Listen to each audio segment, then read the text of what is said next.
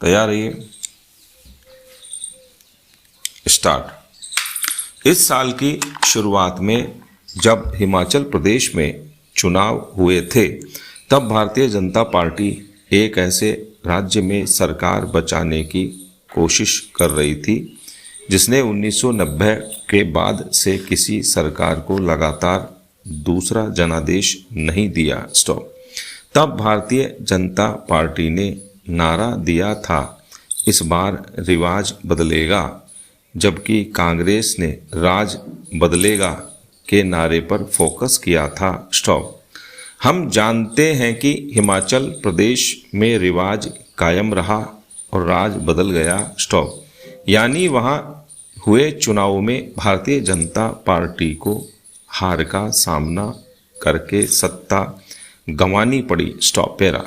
लेकिन राजस्थान के परिप्रेक्ष्य में कांग्रेस और भारतीय जनता पार्टी के लिए रोल रिवर्सल का समय आ गया है।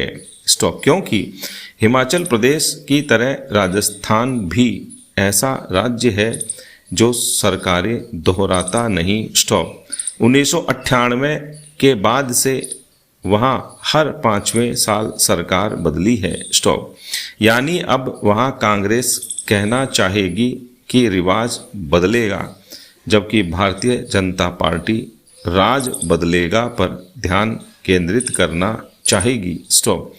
यह कहना मुश्किल है कि राजस्थान हिमाचल प्रदेश की राह चलेगा या केरल की, जहां 2021 के चुनाव में करीब 2 दशक पुराना ऐसा ही ट्रेंड टूट गया था। स्टॉप। केरल के वोटरों ने भी 1991 के बाद से किसी सरकार को दोबारा चुनकर सत्ता में नहीं भेजा था, लेकिन 2021 में वहाँ लेफ्ट डेमोक्रेटिक सरकार को 2016 के बाद फिर अवसर दिया गया। स्टॉप। राजस्थान में कोई सटीक आकलन लगा पाना इसलिए मुश्किल है क्योंकि वहाँ दोनों ही पार्टियाँ अंतर विरोधों से घिरी हैं। स्टॉप। भारतीय जनता पार्टी अब भी मुख्यमंत्री पद के लिए किसी कद्दावर स्थानीय चेहरे की तलाश कर रही है, क्योंकि पूर्व मुख्यमंत्री वसुंधरा राजे के नाम पर शीर्ष नेतृत्व में हिचकिचाहट बताई जा रही है थी। स्टॉप।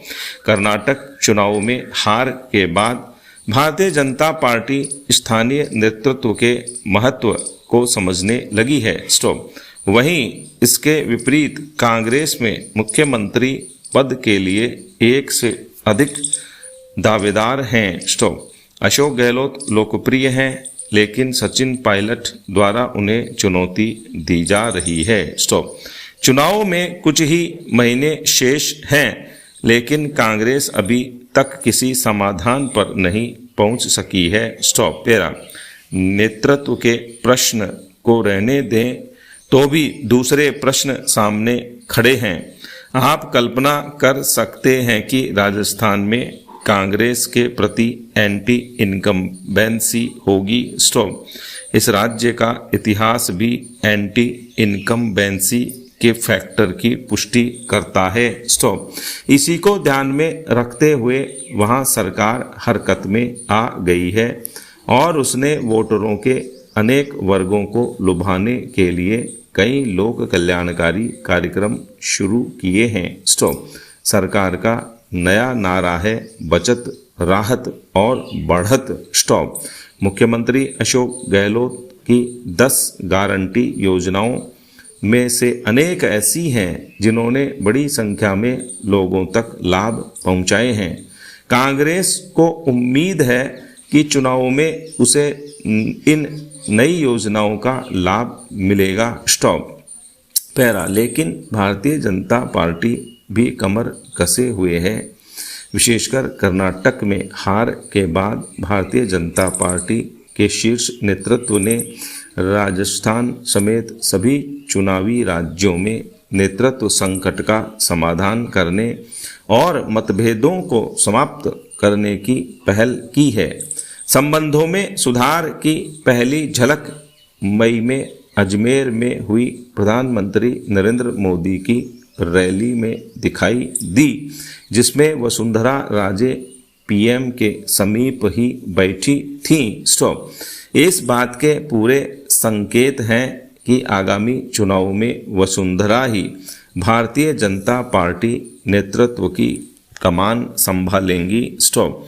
इससे इन अटकलों पर विराम लग सकता है कि केंद्रीय मंत्री गजेंद्र सिंह शेखावत या पूर्व प्रदेशाध्यक्ष सतीश पूनिया राजस्थान में मुख्यमंत्री पद का चेहरा हो सकते हैं, जबकि वे दोनों वसुंधरा के विरोधी माने जाते हैं। स्टॉप। इससे भारतीय जनता पार्टी के अवसर बेहतर होंगे। अलबत्ता स्थानीय नेतृत्व का होना ही जीत की गारंटी नहीं है। स्टॉप। पैरा।